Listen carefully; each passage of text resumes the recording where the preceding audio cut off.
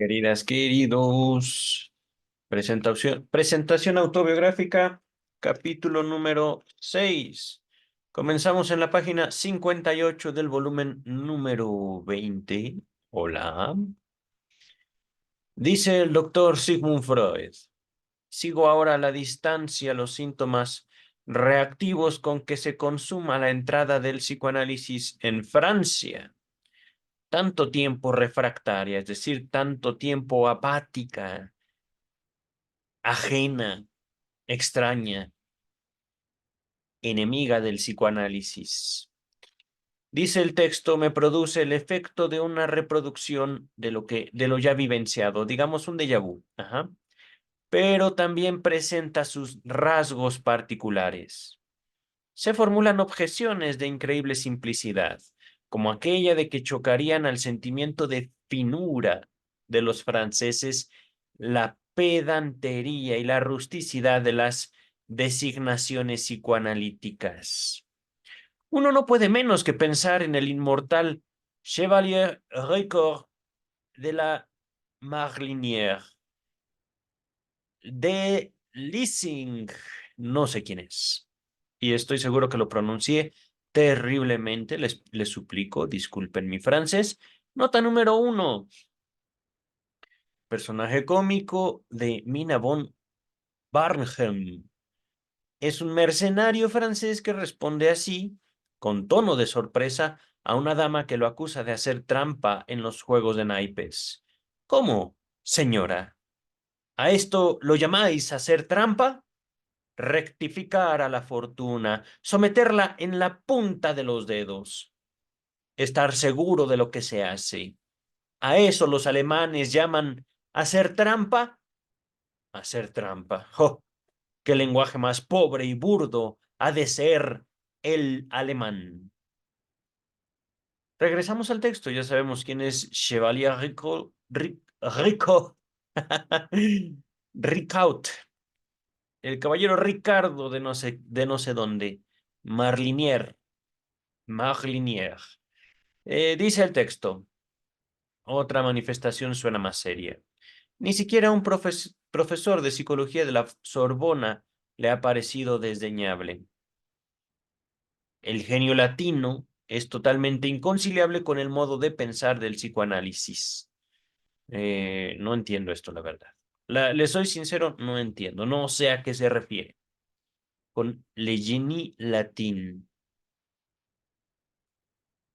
Así abandonan expresamente a sus aliados anglosajones, considerados partidarios del psicoanálisis. Quien tal oyera, creería desde luego que teutonique, el genie teutónico, el genio teutónico, el genio alemán, digámoslo así, desde su nacimiento mismo estrechó al psicoanálisis contra su corazón como a su hijo dilecto. ¿Qué es dilecto? No lo sé. Muchos años. Muchos años, a ver, dilecto,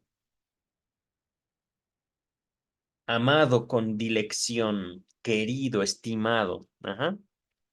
Freud está siendo sarcástico entonces. Los alemanes tampoco quisieron al psicoanálisis. Ajá. Entonces los franceses acusan al psicoanálisis de ser un asqueroso producto de la lengua alemana, mientras que los alemanes también le hicieron feo a la creación de Freud. Ajá. Dice el texto, en Francia el interés por el psicoanálisis partió de los hombres dedicados a las bellas letras. Para comprenderlo es preciso recordar que el psicoanálisis, con la interpretación de los sueños, ha traspasado las fronteras de una disciplina puramente médica. Entre su aparición en Alemania y esta ahora en Francia, se extienden sus múltiples aplicaciones a los campos de la literatura y la ciencia del arte, a la historia de la religión y a la prehistoria, a la mitología, el folclore, la pedagogía, etc. Las ciencias forenses, doctor Freud, pero esa es aportación mía. Ajá. Las ciencias forenses le deben mucho a usted. Ahorita regreso al texto, ¿vale? Y por supuesto, le deben mucho a usted y casi nada, si no es que nada, al conductismo norteamericano. Dice el texto, todas estas cosas tienen poco que ver con la medicina. Más aún, solo la mediación del psicoanálisis las conecta con ella. Todo esto con la medicina, ¿vale? A través del psicoanálisis. Por eso no tengo derecho a tratarlas a fondo en este lugar. Nota 2, vamos a ver. Recuérdese que la presente obra formaba parte originalmente de una serie de autobiografías médicas, es decir, de doctores. Y por eso el doctor Freud dice, con permiso, me habla mi mamá, mejor me callo aquí porque yo me separo de la ética médica. Yo no veo en la enfermedad al final un problema. Ajá. No estoy obligado a quitarle a una persona neurótica su neurosis, puesto que en la neurosis también hay una adaptación a condiciones de vida específicas. Pero me callo yo. Bueno, ya lo dije. Continúa el texto. Pero tampoco puedo omitirlas del todo, pues por una parte son indispensables para brindar la representación correcta del valor y la esencia del psicoanálisis. Y por otra parte, he emprendido la tarea de exponer la obra de mi vida. Los comienzos de la mayoría de esas aplicaciones se remontan a mis propios trabajos. Aquí y allí he hecho alguna digresión para satisfacer un interés extramédico de esa índole. Otros, y no solo médicos, sino también eruditos, han seguido después mi huella y se han internado profundamente en el campo correspondiente. Ay, doctor Freud, me emociona lo que yo estoy haciendo y voy a seguir haciendo con su obra. La obra de mi vida. Me emociona poder hacer algo con mi vida. Ajá, gracias a usted, doctor Freud. Dice el texto, pero como de acuerdo con mi programa debo limitarme a informar sobre mis propias contribuciones a la aplicación del psicoanálisis, solo puedo ofrecer al lector un cuadro muy insuficiente de su extensión y su importancia o significatividad. El complejo de Edipo, cuya ubicuidad discerní poco a poco, me proporcionó una serie de incitaciones. Antes de continuar, ¿qué es ubicuidad? Ubicuidad. Capacidad de estar en dos lugares diferentes al mismo tiempo. A ver.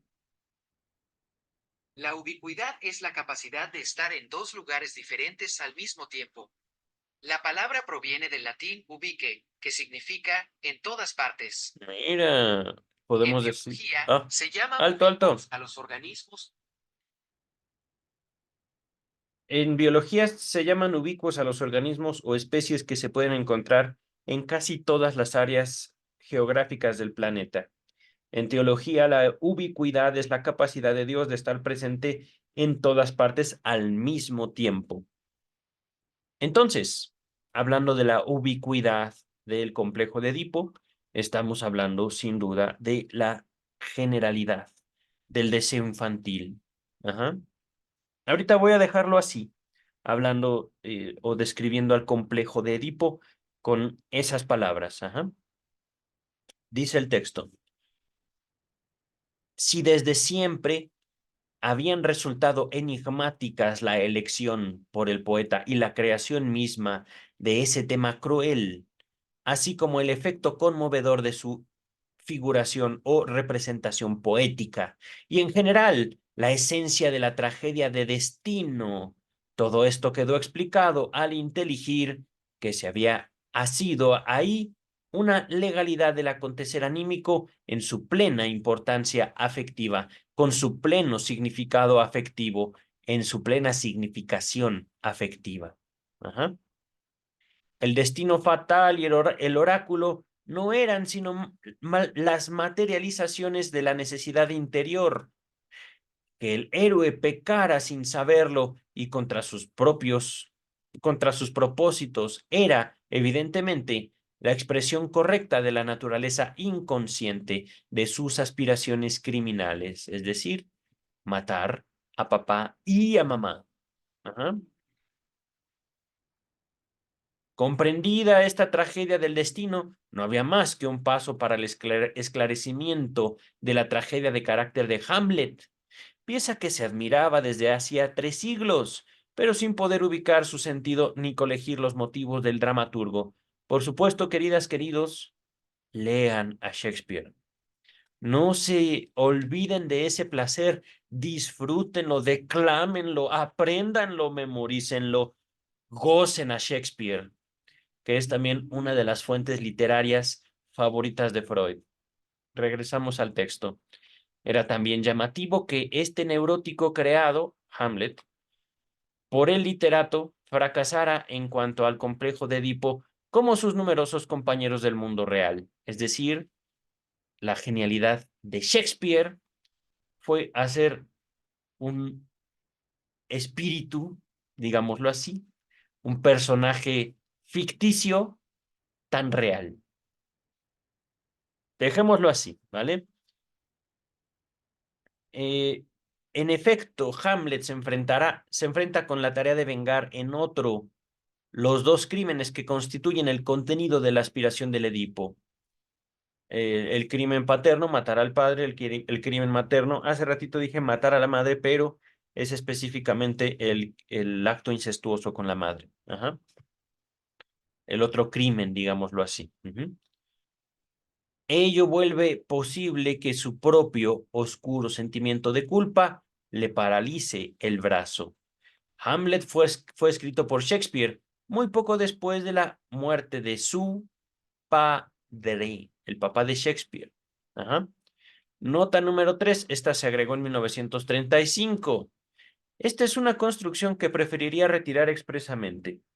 Ya no creo que el actor William Shakespeare de Stratford sea el autor de las obras que durante tanto tiempo se le atribuyeron. Desde la publicación del libro de J.T. Looney, Shakespeare Identified, Shakespeare identificado, Shakespeare encontrado, digámoslo así. Estoy casi convencido de que tras ese seudónimo se oculta, de hecho, Edward de Vere. Edward de Vere, conde de Oxford. Lo que sigue es del traductor. Cuando en 1935 el traductor inglés de la presente obra, el propio James Strachey, recibió el manuscrito de esta nota agregada, quedó hasta tal punto desconcertado que le escribió a Freud solicitándole que reconsiderara su inclusión, no fundándose en la posible verdad o falsedad de la opinión en ella sustentada, sino en el efecto que la nota probablemente haría de causar en el lector inglés medio, sobre todo teniendo en cuenta la mala fama del autor de referencia.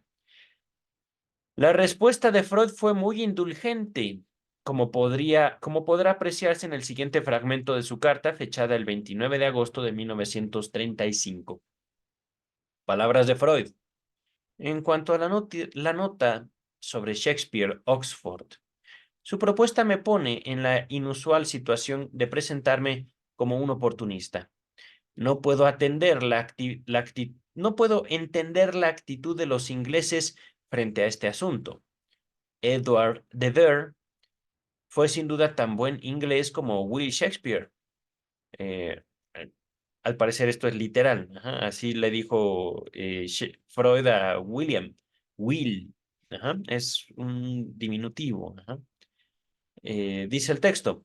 Pero como la cuestión está lejos de poseer interés analítico y usted valora tanto que yo me muestre reticente, estoy dispuesto a suprimir la nota o a poner en su lugar simplemente una frase que diga más o menos. Por razones particulares no deseo hacer hincapié en este punto. Decídalo usted mismo. En cambio, me gustaría que en la edición norteamericana la nota se conservara tal como está. No hay que temer allí el mismo tipo de defensa narcisista. Es decir, y esto es también bello de Freud, al final los norteamericanos siguen siendo hijos de los ingleses y sin duda hay ahí alguna clase de odio, no de Freud hacia Norteamérica o hacia Inglaterra, de los Estados Unidos hacia sus padres, digamos, culturales, como en México hacia los españoles, que por cierto, les recuerdo, mis dos apellidos son fuertemente españoles. Ajá. No por ello muchos, ¿cómo decirlo? Mexicanos aprecian. De hecho, al inicio de este sexenio, eh, el presidente Andrés Manuel López Obrador quería una disculpa pública por la conquista española, si mal no recuerdo. Voy a buscar alguna referencia y debo decirlo, no es un sentimiento que yo sostenga hacia mi herencia española. No es tampoco algo que, digamos, yo encuentre alguna, ¿cómo decirlo? Mm, ofensas de los, ¿cómo decir? En la cultura de la Ciudad de México hacia los españoles, hacia el país España, pero sí están esas manifestaciones como la del presidente que exigiendo, demandando al España actual una disculpa por lo que hizo España hace muchísimos años en México. Que por supuesto, mm, digo, esta clase, digamos, de eh, rencillas, apelan mucho a esto, un narcisismo. ¿Hasta qué punto los mexicanos no le debemos a España también nuestro desarrollo cultural? ¿Hasta qué punto también no le debemos a esta influencia española nuestra propia identidad? Al menos yo como mexicano me enorgullezco tanto de mis raíces prehispánicas como de mi herencia, digamos, cultural española. Ajá. Eh, Digo, el Quijote, por favor.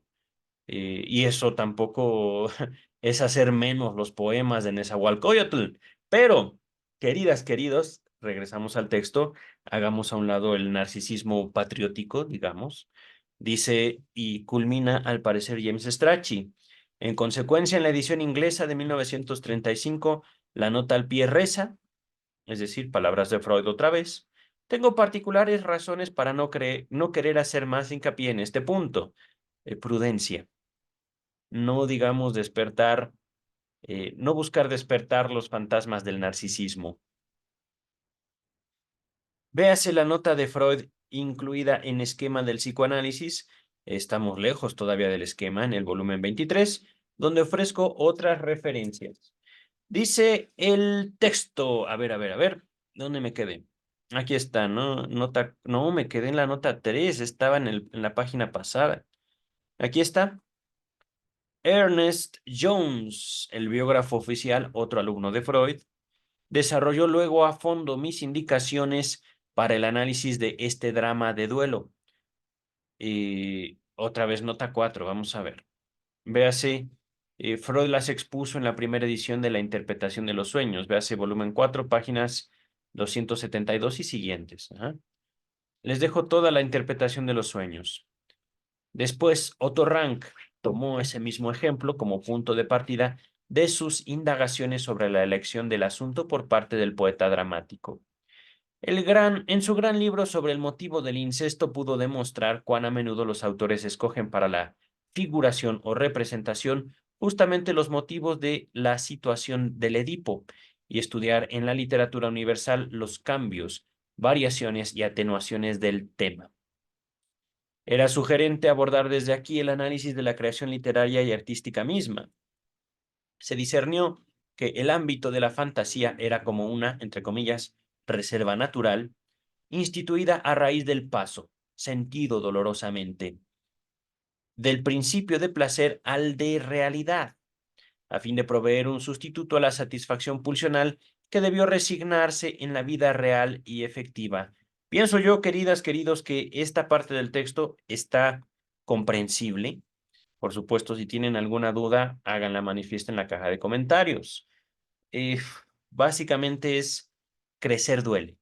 Básicamente, tenemos que dejar poco a poco nuestro contacto con la fantasía para aprender a vivir la realidad, a veces con costos dolorosos, ajá, a veces con duros enfrentamientos con la realidad, tragos amargos, pero que son necesarios. Ajá.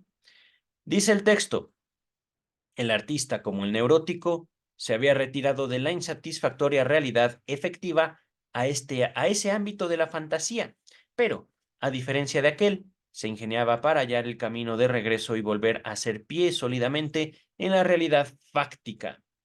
Es decir, el artista explota muchos afectos, entre ellos, uno de los más importantes, el dolor.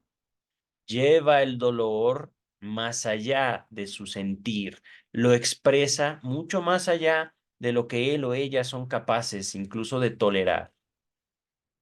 Deja de sentirlo, pero lo sigue expresando, lo sigue manifestando en su arte. Y es eso, es ese eco que nosotros hacemos en el arte del artista, lo cual lleva al artista justamente o a la destrucción o a la fama, a veces los dos acompañados. Ajá. Dice el texto, sus creaciones, las obras de arte, eran satisfacciones fantaseadas de deseos inconscientes, en un todo como los sueños, con los cuales tenían además un común el carácter del compromiso, pues también ellas debían esquivar el conflicto franco o directo con los poderes de la represión. Ajá. Pero a diferencia de las producciones oníricas, es decir, los sueños, asociales y narcisistas, es decir, el sueño es para mí, yo sueño para mí, yo duermo para mí, y ustedes, para ustedes, no para mí, no para Freud, no para la sociedad, para ustedes, gócenlos, gocen lo que puedan en verdad. Dice el texto, estaban calculadas las producciones artísticas para provocar la participación de otros seres humanos, en quienes podían animar y satisfacer las mismas mociones inconscientes de deseo. Además, se servían del placer perceptivo de la belleza de la forma como de una, entre comillas, prima de seducción. Prima quiere decir como un coste, una inversión, un depósito, no sé cómo llamarlo. Dice el texto, lo que el psicoanálisis podía lograr era construir la constitución del artista y las mociones pulsionales eficaces en él, en el artista. Vale decir, lo humano universal en el artista, partiendo de la urdimbre de sus impresiones vitales, de sus destinos contingentes y de sus obras. Nota número 5. Véase el creador literario y el fantaseo, se los dejo en la descripción, ya lo tenemos estudiado. Continuamos. Por ejemplo, con ese propósito tomé a Leonardo da Vinci como tema de un estudio, se los dejo en la descripción, basado en un único recuerdo de infancia, comunicado por él mismo y dirigido en lo esencial a explicar su cuadro Santa Ana, la Virgen y el Niño. Mis amigos y discípulos emprendieron después numerosos análisis de ese tipo acerca de artistas y sus obras, que también es algo que, les soy sincero, me gustaría hacer con canciones actuales, pero ahorita continuamos con el texto. La verdad es que tengo muy poco tiempo para dedicarme a algo así. El goce de la obra de arte no se ve perjudicado por la comprensión analítica que así conseguida. Y esto es fabuloso, queridas, queridos. Esto es lo hermoso, lo bello. La ganancia que hay para los analistas no está en cancelar el goce ajeno. ¡Mua! No se trata de decir, es que es codependencia. No. Rescatar el goce en la actividad ajena, eso no lo puede hacer la psicología. Enfatizar la dignidad tras el goce humano. Enseñarnos o recordarnos nuestra naturaleza infantil que gozaba de la vida.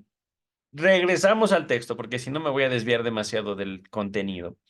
Ahora bien, al ego, perdón, aquí no sé si se refiere a gente que no es doctora o gente que no conoce el psicoanálisis. Vamos a ver. ¿Que acaso espere demasiado del análisis? O que son, digamos, neófitos nuevos en el psicoanálisis. Es preciso confesarle que no arroja luz ninguna sobre dos problemas que probablemente sean los que más le interesen. Vamos a ver. No puede decir nada para el esclarecimiento del talento artístico, es decir, no les va a decir cómo llegar a ser artistas, simplemente tendrán que ejercer un arte. Y tampoco le compete descubrir los medios con que el artista trabaja, vale decir, la técnica artística. Me ha despertado el interés, doctor Freud, pero tengo tantas cosas por hacer que realmente no creo poder dedicarme a algo así. Dice el texto. Con respecto de una breve novela no muy valiosa en sí misma, La Grádiva de... Ay, no me acuerdo qué significa la W. No creo que sea William Jensen. Bueno, W. Jensen, ¿vale? También les dejo La Grádiva en la descripción. Ajá, es decir, no recuerdo el título completo, pero Freud estudió un ensayo sobre La Grádiva. Se los dejo en la descripción. Así lo dejamos, ¿vale? Oh, ¿qué pasó? Me habla mi padre y realmente quisiera contestarle, pero después le marco. Es que, mm, bueno, ahorita no voy a hablar mucho de mi padre. Solo sé que está bien, seguramente de viaje, pero le regresaré la llamada terminando este video, que por cierto no creo que sea tan extenso. Entonces, en el estudio de la Grádiva, pude demostrar que unos sueños poetizados admiten las mismas interpretaciones que los reales y que, por tanto, en la producción del autor literario actúan los mismos mecanismos de lo inconsciente que los volvieron notorios a partir del trabajo del sueño. Eso es muy bello, realmente. Aquí en ese ensayo sobre la Grádiva de Jensen, eh, era algo sobre las fantasías y los sueños. Ay, no me acuerdo. Se los dejo en la descripción. El estudio completo, todo el ensayo, la lectura, el comentario de ese ensayo. Ajá. Pero son sueños igual como Hamlet. Hamlet no existió hasta donde se sabe. Es, digamos, una reconstrucción de Shakespeare de una figura posiblemente histórica, pero al fin y al cabo es un personaje inventado. En la Gradiva, Jensen plasma unos sueños ficticios, pero sueños que pudieron ser interpretados por el doctor Freud, con resultados justamente muy interesantes. Ajá. Continuamos en mi libro sobre el chiste y su relación con lo inconsciente, que les dejo también en la descripción, he trabajado mucho. Es directamente una digresión respecto de la interpretación de los sueños. ¿Qué es digresión? No lo sé. Permítanme. Digresión.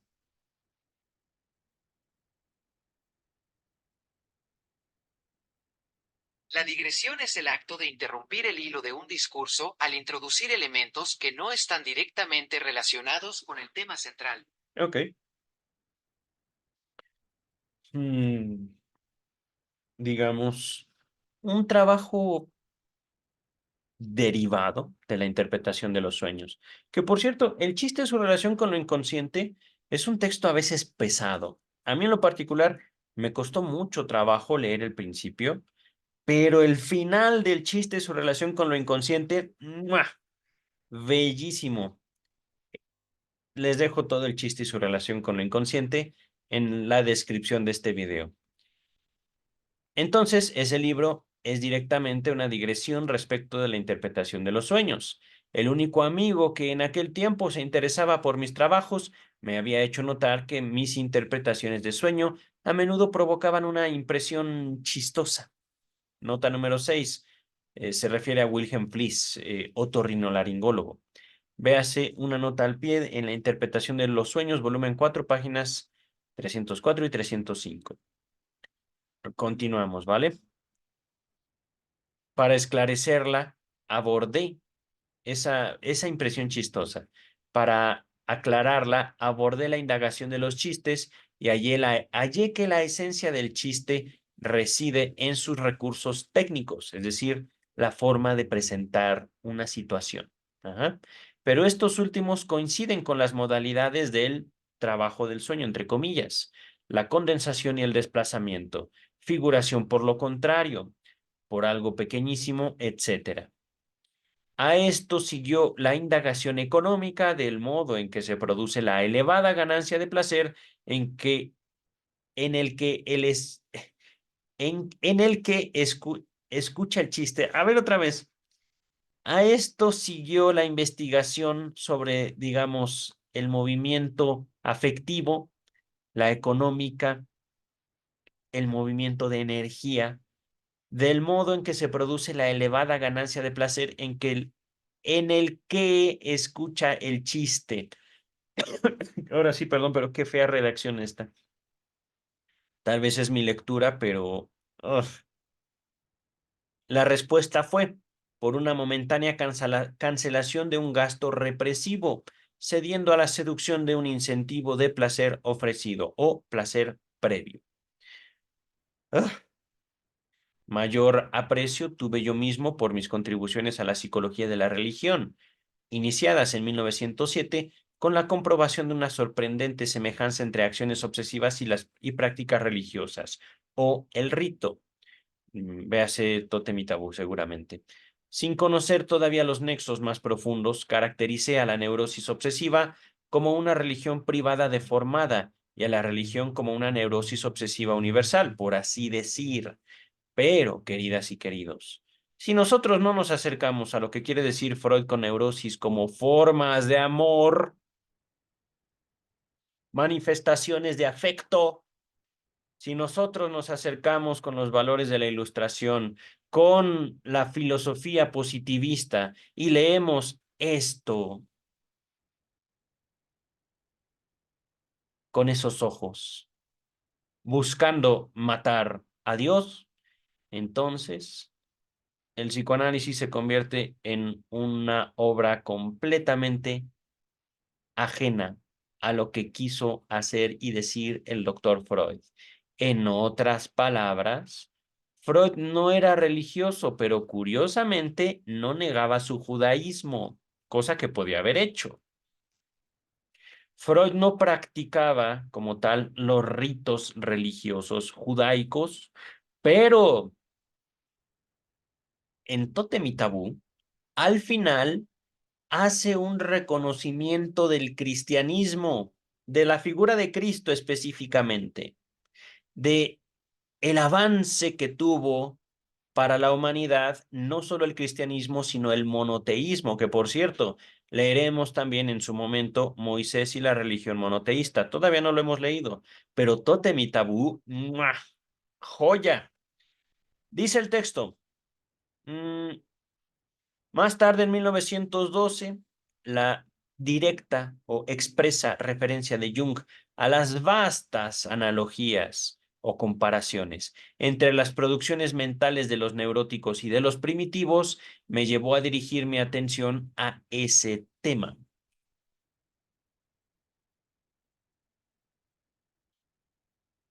En los 4 ensayos que se reunieron en un libro con el título de Tótem y Tabú, consigné que en los primitivos el horror al incesto se encuentra impreso con intensidad todavía mayor que entre los cultivados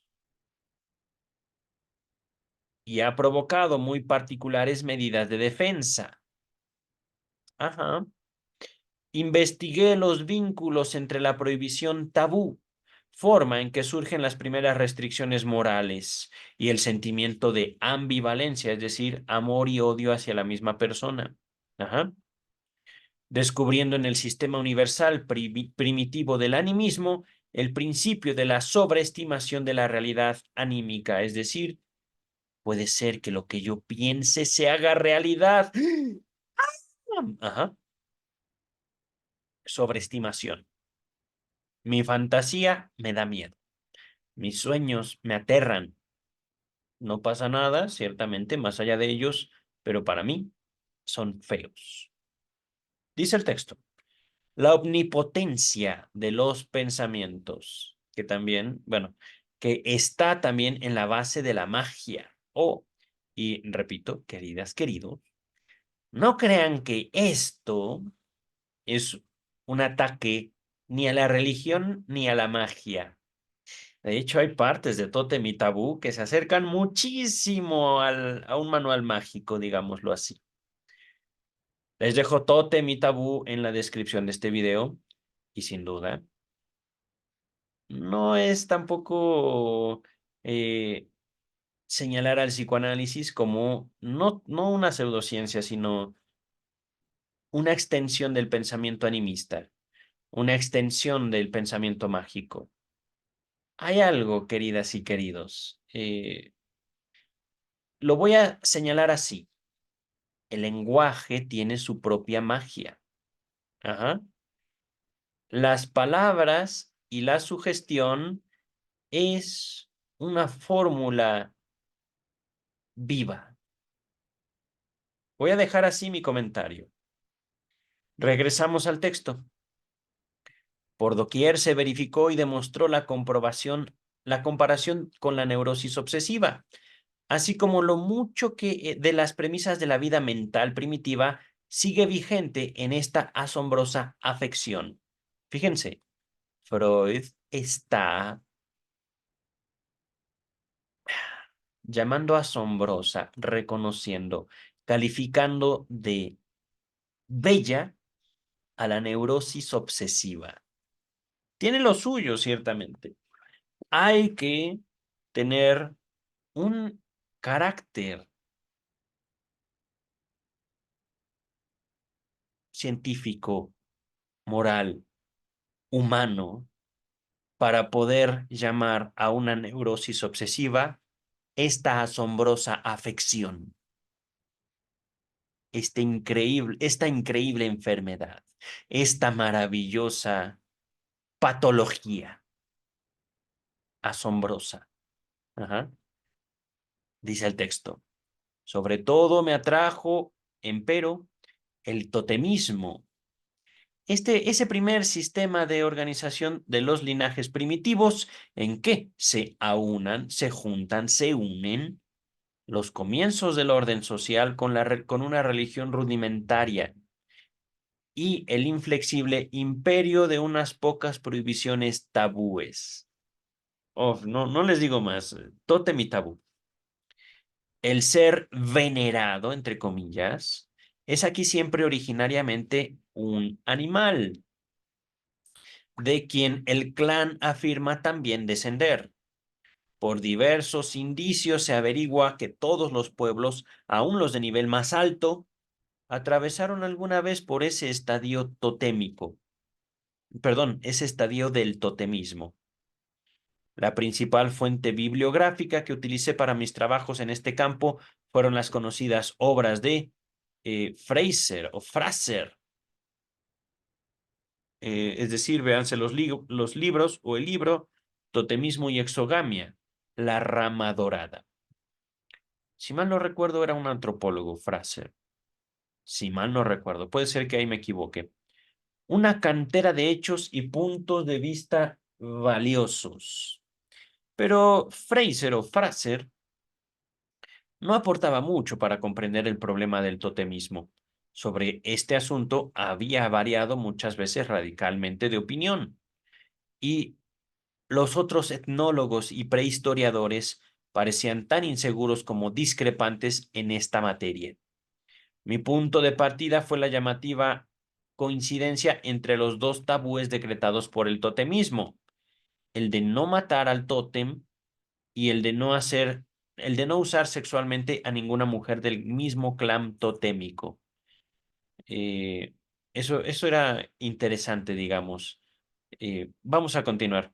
Y los dos contenidos del complejo de el complejo de Edipo, el de eliminar al padre y tomar por mujer a la madre. Es como si fueran dos caras de la misma moneda o el reflejo de una cara en el espejo. Ajá. Así, nos vimos tentados a equiparar el animal totémico al padre, cosa que por lo demás hacen expresamente los primitivos al venerarlo como antepasado del clan, es decir, somos descendientes del lobo, somos del clan del el lobo, ajá, o del oso, del león, de un clan que me asombró, si mal no recuerdo, era el clan, ay, creo que del árbol, no me acuerdo. Hay muchos clanes mencionados en Tótem y Tabú. Continúa el texto. Luego, del lado psicoanalítico, vinieron en mi ayuda dos hechos. Una feliz observación de Ferenczi en el niño, que permitió hablar de un retorno infantil del totemismo, y el análisis de tempranas fobias de los niños. Zoofobias, perdón, corrijo. Miedo a ciertos animales. Ajá.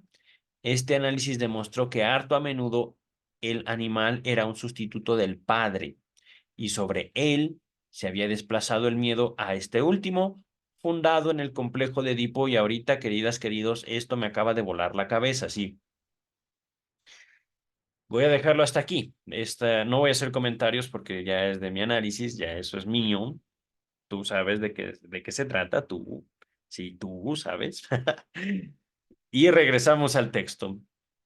Llegados aquí, no faltaba mucho para discernir que en el parricidio, el núcleo del totemismo y el punto de partida de la formación de religiones, queridas, queridos. Voy a continuar. Ahorita me estoy emocionando. Ya me está dando calor. Este texto me generó eso. Continuamos. Lo que faltaba lo proporcionó el conocimiento de la obra de Robertson Smith, The Religion of the Semites, la religión de los semitas. Ese hombre genial, físico y estudioso de la Biblia, escuché un ruidito, veo que la grabación sigue, voy a continuar. Ese hombre genial, físico y estudioso de la Biblia, había señalado como una pieza esencial de la religión totemista el llamado banquete totémico. Una vez al año, con participación de todos los miembros del clan, se daba muerte solemne al animal totémico, a quien de ordinario se tenía por sagrado. Se lo devoraba y luego era llorado, era lamentado, era vivido ese asesinato y esa tristeza por esa muerte, la tristeza por esa muerte. A este duelo se asociaba una gran fiesta, un ritual. Ajá. Y tomando en consideración la conjetura de Charles Darwin, el único Darwin, para quien los seres humanos vivieron originariamente en hordas, cuyo jefe era un único macho fuerte, violento y celoso. A partir de todos esos componentes, se formó en mí la hipótesis o la visión, como preferiría decir, del siguiente proceso. Fíjense, Freud transforma su lectura en fantasías y la fantasía en teoría. El padre de la horda primordial, como déspota y restricto, había acaparado a todas las mujeres, asesinado o expulsado a los hijos peligrosos como rivales. Pero un día estos hijos se reunieron, lo vencieron, asesinaron y comieron en común, pues él, el padre de la horda primordial, había sido su enemigo, pero también su ideal. ¡Qué emoción! Es que, uff, Tótem y Tabú es una joya en verdad. Dice el texto, tras el asesinato no pudieron entrar en posesión de su herencia, pues se estorbaban unos a otros. Oh, sí, ya no sabemos de quién va a ser la siguiente pedrada, si de mi hijo o de mi hermano. ya que matamos a papá. Ajá. La horda primordial. Dice el texto. Bajo el influjo del fracaso y del arrepentimiento aprendieron a soportarse entre sí. Se ligaron en un clan de hermanos mediante los decretos del totemismo, es decir, no mataremos a papá. Ya lo matamos, ok. Pero al matar a papá, dejamos el camino libre al liderazgo, su silla está vacía, y aquel que se siente en esa silla, aquel que apele, que busque ser el líder de los demás, puede correr la misma suerte que papá. Entonces, hagamos cosas, establezcamos leyes, cerremos el camino a la posición del Padre. Y estoy apoyándome no en Lacan, estoy usando palabras que ahorita me son útiles, estoy apoyándome en Tótem y Tabú, ajá, en esta lectura de este texto en particular que estamos leyendo, presentación autobiográfica. Ujú. Repito, bajo el influjo del fracaso y del arrepentimiento, aprendieron a soportarse entre sí. Se ligaron en un clan de hermanos mediante los decretos del totemismo, destinados a excluir la repetición de un hecho como aquel y renunciaron en conjunto a la posesión de las mujeres por quienes habían asesinado al padre. En lo sucesivo debían buscar mujeres extranjeras. He ahí el origen de la exogamia, estrechamente enlazada con el totemismo. El banquete totémico era la celebración recordatoria de aquel asesinato enorme, del que nació la conciencia de culpa de la humanidad, o el pecado original, y con el cual se iniciaron la organización social, la religión, la limitación y la limitación ética. Permítame, ya me estoy cansando, pero creo que esto acaba en la 65. 66. ¿Dónde me quedé? Aquí está. Cupiera o no suponer histórica una posibilidad como esa, es decir, por muy genial que sea, sigue siendo una hipótesis. La formación de religiones quedaba situada en el suelo del complejo paterno. Complejo no quiere decir trama, complejo, tomado de Jung, es el conjunto de ideas al respecto de papá en este caso. Ajá. Y sin duda, aquellos que o no tuvieron padre o tuvieron un padre bastante feo, tendrán muchas dificultades para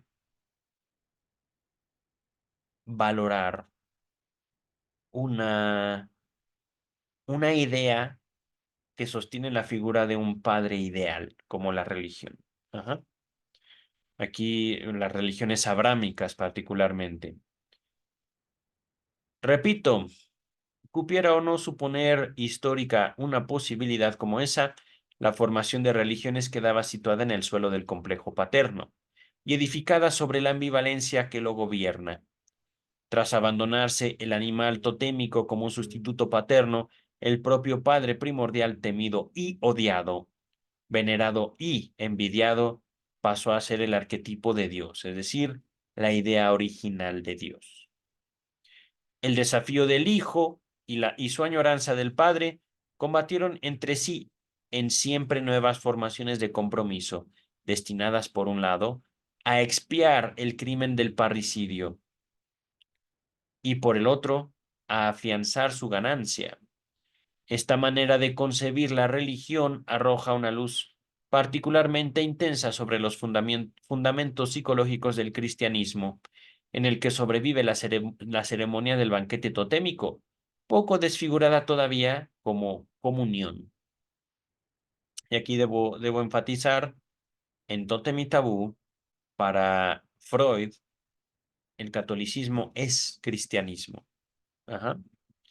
Esto podría meter en algunas dificultades doctrinales a mucha gente, pero así es como lo nombra Freud. Ajá. Vamos a continuar. Quiero dejar expresa constancia de este último discernimiento, que este último discernimiento no se debe a mí, sino que ya se encuentra en Robertson Smith y en Fraser. En numerosos y notables trabajos, el véase Theodor Reich y el etnólogo Roheim, Roheim, han continuado las líneas argumentales de tótem y tabú, desarrollándolas, profundizándolas o rectificándolas. Yo mismo he vuelto más tarde sobre ellas, a raíz de indagaciones acerca del, entre comillas, sentimiento inconsciente de culpa, cierra comillas, que posee tan grande importancia o valor entre los motivos del padecer neurótico y de empeños por ligar de manera más estrecha la psicología social y a la psicología del individuo. Véase El yo y el ello, Psicología de las masas y Análisis del yo. Estos dos textos los encontrarán también en la descripción. También he aducido la herencia arcaica del tiempo de la horda primordial de los seres humanos para explicar la posibilidad de la hipnosis. Nota número 8, véase Psicología de las masas, página 119 y siguientes. Ajá. Escasa es mi participación directa en otras aplicaciones del psicoanálisis, no obstante dignas de universal interés. Queridas, queridos, les comento aquí rápidamente. Al momento de estar grabando este video, para mí todavía sigue siendo 2023. Pienso publicar este video en 2024, enero del 2024. Pero cuando estoy grabando este video, yo ya tengo estudios profesionales en psicología en México. Aspiro, y de hecho ya estoy inscrito en un nuevo curso universitario, pero ahora de derecho, leyes. Ajá. A mi criterio, en mi experiencia, hay mucho que el psicoanálisis puede aportar en la formación de una definición legal de voluntad. ¿Hasta qué punto somos responsables de nuestros actos? Creo que hay mucho que decir, mucho que aclarar también. En México se le llama inimputabilidad. Ya estoy, no empapado, pero sí tengo nociones de derecho. Inimputabilidad a aquella población, llámense niños, llámense gente con algunos problemas mentales severos, en los cuales la ley los perdona, los exonera, los libera de una responsabilidad. Ajá. Voy a acercarme a eso después, con tiempo, con investigación, con trabajo. Regresamos ahorita al texto, ¿vale? Desde las fantasías del neurótico individual, un ancho camino lleva hasta las creaciones de la fantasía de masas y pueblos, tal como se presentan en los mitos, sagas y cuentos tradicionales. La mitología se ha convertido en el campo de trabajo de Otto Rank. La interpretación de los mitos, su reducción a los consabidos complejos inconscientes de la infancia, la sustitución de explicaciones astrales por una motivación humana, fue en muchos casos el resultado de su empeño analítico de Otto Rank. Ajá, el trabajo de Otto Rank. También el tema del simbolismo ha hallado muchos estudiosos dentro de mi círculo. El simbolismo le ha valido al psicoanálisis numerosas enemistades. Muchos investigadores, demasiado sobrios, nunca le pudieron perdonar el reconocimiento del simbolismo, tal como resulta de la interpretación de los sueños. Pero el análisis no es culpable de su descubrimiento. Hacía mucho tiempo que era notorio en otros campos y aún desempeñaba en ellos, véase el folclore, la saga, el mito, un papel más importante que en el lenguaje del sueño. Esto es un poquito complicado. Les sugiero primero estudiar la interpretación de los sueños. Hablando de simbolismo, hay una relación entre el cuerpo físico y el lenguaje, la forma en la que organizamos el lenguaje, la forma en la que hablamos, la construcción de símbolos, tiene todo que ver en relación con nuestra apropiación del mundo a través del lenguaje. Regresamos al texto, ¿vale? Yo no he presentado colaboración alguna para la aplicación del psicoanálisis a la pedagogía. pero era natural que los descubrimientos analíticos sobre la vida sexual y el desarrollo emocional, anímico, espiritual de los niños reclamara la atención de los educadores y les hicieran ver sus tareas bajo una nueva luz, una nueva perspectiva. Ajá. Como infatigable campeón de esta orientación en la pedagogía, se ha destacado el sacerdote protestante, es decir, el pastor. En México se les llama pastores protestantes, ministros protestantes, que es curioso que ahorita lo estoy notando. Les leo esto y hago la observación. Oscar Pfister, gran amigo de Freud, creo que estuvo presente en su muerte. Ujú. De Zurich, quien halló compatible el cultivo del análisis con su adhesión a una religiosidad protestante, es decir, un cristiano que no es católico, que está de hecho muy probablemente enemistado con el papado, la jerarquía católica, etcétera. Es cierto que sublimada junto a él, cabe mencionar a la doctora Hugh Helmut y al doctor Bernfield de Viena, así como a muchos otros. Nota 9 y nota 10 sobre Pfister dice, véase la introducción de Freud a uno de sus libros, se las dejo en la descripción. La nota 10, agregada en 1935.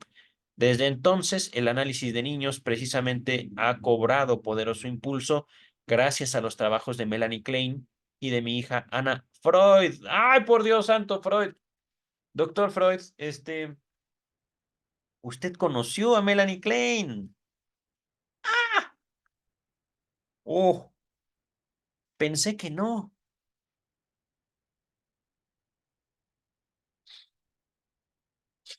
Para los que no saben, muerto Freud, Ana Freud toma un papel de pilar en el movimiento psicoanalítico internacional.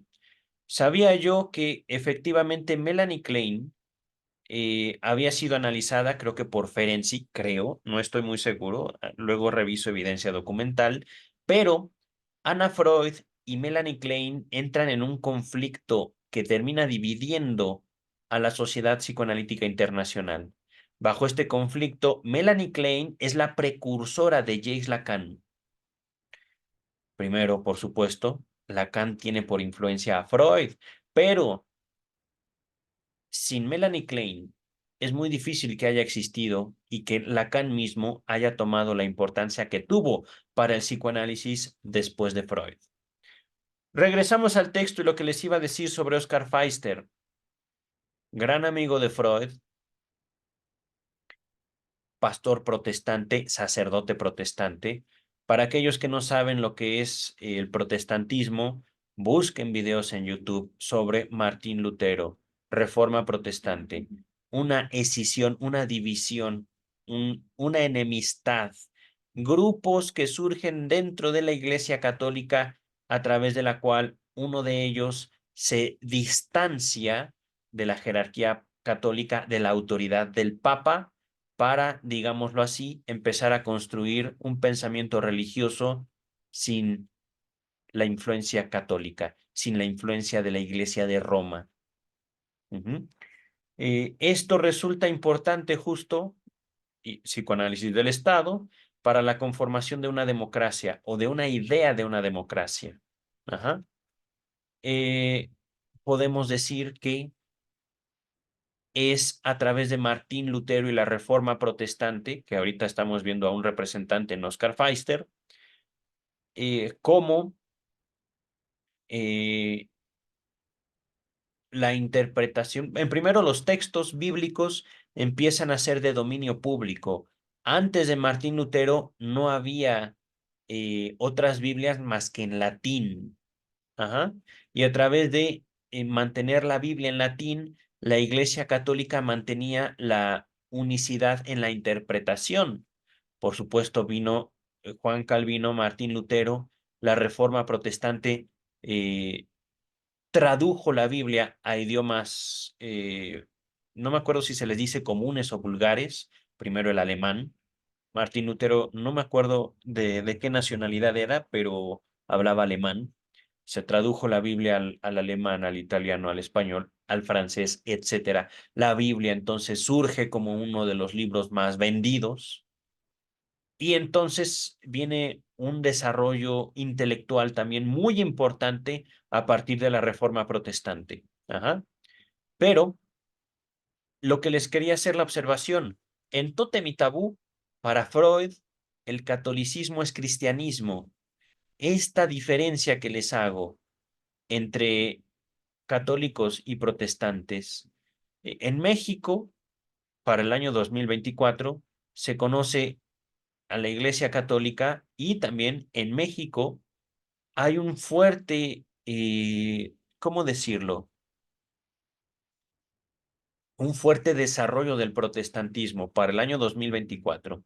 Podría decirles que la Iglesia Católica en México está en crisis, aunque también sigue siendo una influencia cultural poderosísima en México. Ajá. En mi propio libro, Sexualidad Infantil y Crimen, menciono a la Iglesia Católica Mexicana como la única representante de una cultura mínima en muchas partes de México. Ajá. Con mínima no quiero decir mala. En mi propio libro, una frase que ahorita voy a parafrasear, hay pueblos en México sin luz, sin drenaje, pero donde hay un sacerdote. Pueblos sin escuela, sin médicos, pero donde hay un sacerdote. Y para esos pueblos, el sacerdote, el consuelo que viene del sacerdote es más valioso que toda la medicina moderna. Ajá. Esos pueblos quieren a sus sacerdotes y realmente, hablando de la herencia católica, hablando de la herencia española, ¿por qué? Porque el catolicismo vino a México de mano de los españoles. Hay gente en México que aborrece la Iglesia Católica. Yo mismo la reconozco en mi libro como uno de los pilares de la cultura mexicana. Y sin embargo, este vaivén, esta justa ambivalencia de México hacia su herencia española y al catolicismo es lo que nos da forma, lo que nos da vida, lo que nos da una identidad histórica, cultural, una riqueza tremenda. Ajá.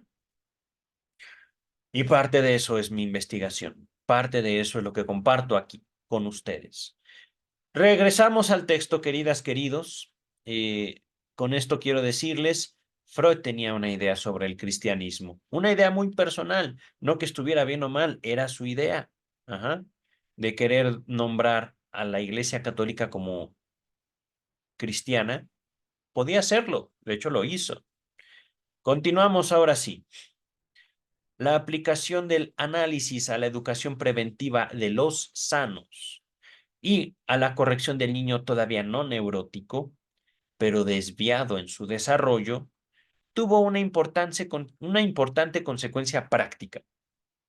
Ya no es posible reservar al ejercicio del psicoanálisis a los médicos y excluir de él a los que no son médicos, es decir, a los legos. Aquí se está hablando de un pastor protestante. Se ha hablado de pedagogos, se ha hablado de etnólogos, yo mencioné antropólogos, yo mismo quiero encaminarme a la carrera legal en México para llevar beneficios, digamos, de esta construcción del sujeto a partir de lo inconsciente. Entonces, el psicoanálisis al año 1925 no podía decirse ya es propiedad de la medicina, es parte única y exclusivamente de la historia de la medicina. Eso no es así.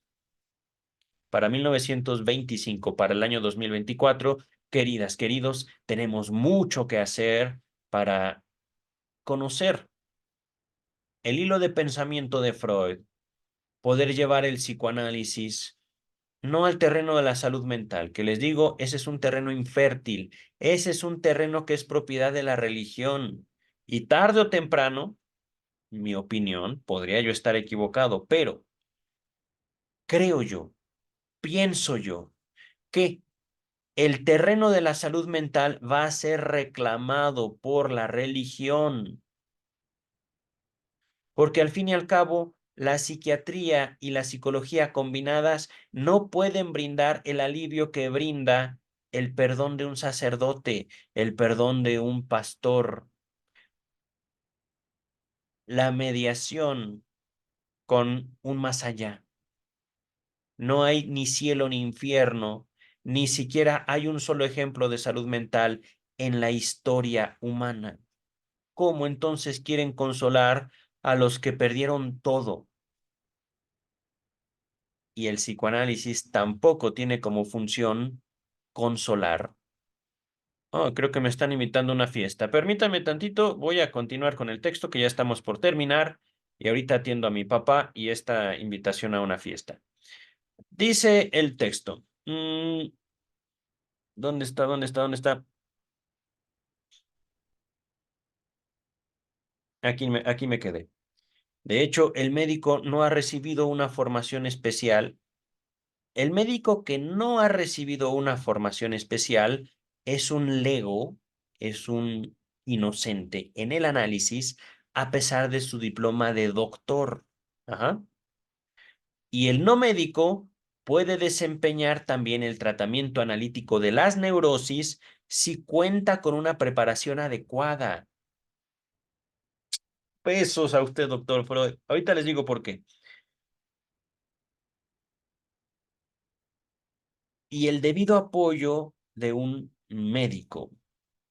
Nota número 11. Véase, ¿pueden los legos ejercer el análisis? La respuesta es que sí. Queridas, queridos, fui yo a la universidad buscando el psicoanálisis, no lo encontré. Universidad Nacional Autónoma de México, esa fue mi experiencia. Encontré psicoterapias, sí. Encontré psicoterapia orientada psicoanalíticamente, sí. Herencia del trabajo de Eric Fromm aquí en México con mis maestros universitarios, mis profesores de la universidad. Pero eh, con el tiempo, estableciendo contacto con un instituto psicoanalítico aquí en México, Centro de Investigación y Estudios Lacanianos, Ciudad de México, descubro que el psicoanálisis no requiere una preparación universitaria. Ajá. Descubro que el psicoanálisis, a mí como universitario, me permitió descubrir la necesidad de mi propio autocuidado, me permitió descubrir la necesidad de la manifestación de mis necesidades afectivas, me permitió descubrirme a mí mismo como un sujeto independiente de la academia, de las universidades, que yo puedo pensar, que yo puedo decidir por mí mismo, aún en contra de la decisión de un médico. El diploma de un médico no es el permiso para imponer tratamientos. Ajá. Y esto no va para atentar en contra de los doctores médicos de mi audiencia, sino es un comentario encaminado para aliviarlos. La responsabilidad por la salud de sus pacientes no es de ustedes, queridas, queridos, es de esos mismos pacientes. Si ustedes se encuentran con un paciente histérico o histérica, lo más probable es que o los seduzcan a ustedes o busquen desesperarlos a ustedes. Tengan cuidado con ellas, con ellos. Ajá.